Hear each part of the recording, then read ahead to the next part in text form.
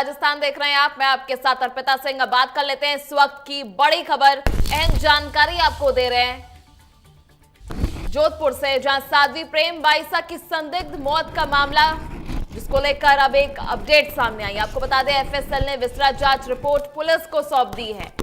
आपको बता दें सूत्रों के अनुसार जांच में जहर की पुष्टि नहीं हुई है।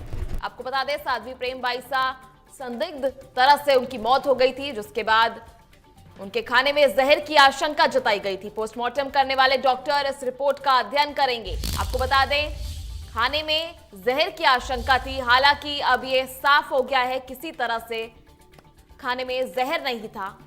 एफएसएल ने विस्तृत जांच रिपोर्ट जो है वो सौंप दी है। इस रिपोर्ट में किसी भी तरह से किसी जहर का नाम सामने नहीं आया। आपको बता दें साध्वी की मृत्यु का कारण पता लगाया जा सकेगा इस रिपोर्ट के द्वारा। अब चीजें जो हैं और साफ तरह से सामने आएंगी। इस संबंध में पुलिस जल्द प्रेस कॉन्फ्रेंस भी कर सकती है। आपको बता दें साध्वी के पेट से मिले खाने में जहर नहीं पाया गया। पोस्टमार्टम करने वाले डॉक्टर इस रिपोर्ट का अध्ययन करेंगे, जिसके बाद पुलिस जो है प्रेस कॉन्फ्रेंस करके इस केस की ब्रीफिंग जो है सामने बता सकती है। ये बड़ी जानकारी आपको दे रहे हैं इस वक्त जोधपुर से, जहां साध्वी प्रेम बाईसा की संदिग्ध मौत का ये मामला, उसको लेकर अपडेट सामने आई है। एफएसएल ने विस्तृत जांच रिपोर्ट पुलिस को सौंप दी है। सूत्रों के अनुसार जांच में जहर की पुष्टि नहीं हुई है। आपको बता दें यह आशंका जताई जा रही थी कि साध्वी को खाने में जहर मिला के दिया गया। हालांकि साध्वी के पेट से मिले खाने में जहर की पुष्टि नहीं की गई। पोस्टमार्टम करने वाले डॉक्टर इस रिपोर्ट का अध्ययन करेंगे, जिसके बाद पुलिस जो है इसको लेकर प्रेस कॉन्फ्रेंस भी कर सकती है।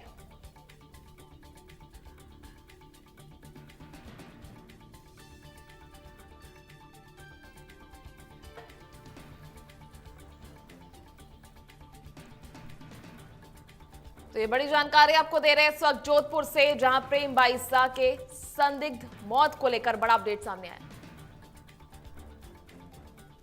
वहीं हमारे सहयोगी ललित परिहार इस वक्त हमारे साथ फोन लाइन पर जुड़ गए हैं। ललित, क्या कुछ जानकारी है इस केस को लेकर? पोस्टमार्टम की रिपोर्ट सामने आ गई है, अब क्या कुछ नया एंगल सामने आया है? अर्पिता, साध्वी प्रेम बाईसा का जो पोस्टमार्टम किया था उस समय एफएसएल टीम ने उनके विसरा लिया था।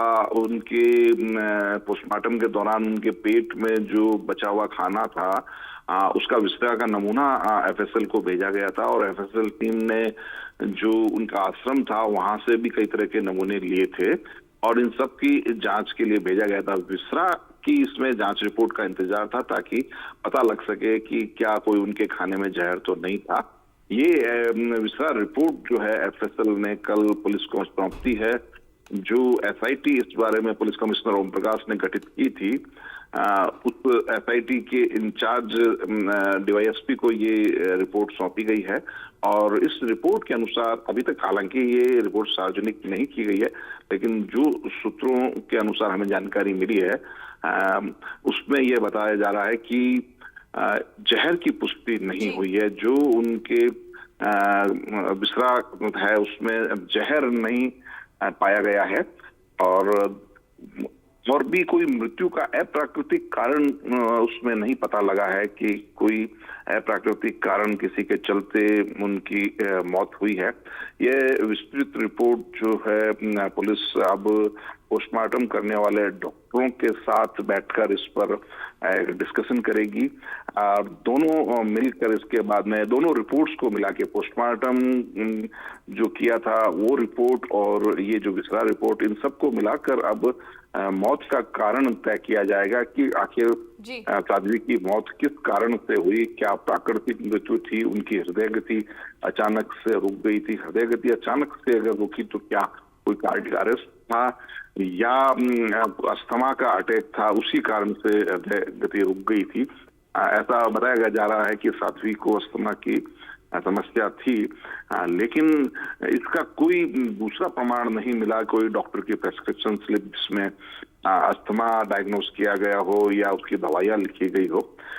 इससे एक अनुमान अभी तक बचता है कि क्या जो इंजेक्शन लगाए गए थे उसका कोई रिएक्शन था, यह भी एक पहलू है। और जो इंजेक्शन लगाए गए थे उसके बारे में कंपाउंडर देवी सिंह राजपुरोहित अभी तक कोई प्रेस्क्रिप्शन स्लिप नहीं बता पाए। उनका कहना था कि प्रेस्क्रिप्शन स्लिप को वहां से दी गई थी और उसमें लिखे इंजेक्शन उन्होंने लगाए थे। अब प्रेस्क्रिप्शन स्लिप किसने दी थी या वो अब कहाँ है, ये इस बारे में अभी तक जांच का विषय है।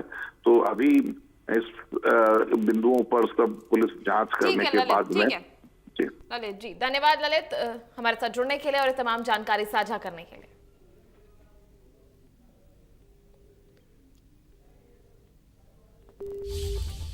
चलिए बात कर लेते हैं एक और बड़ी खबर, अहम जानकारी।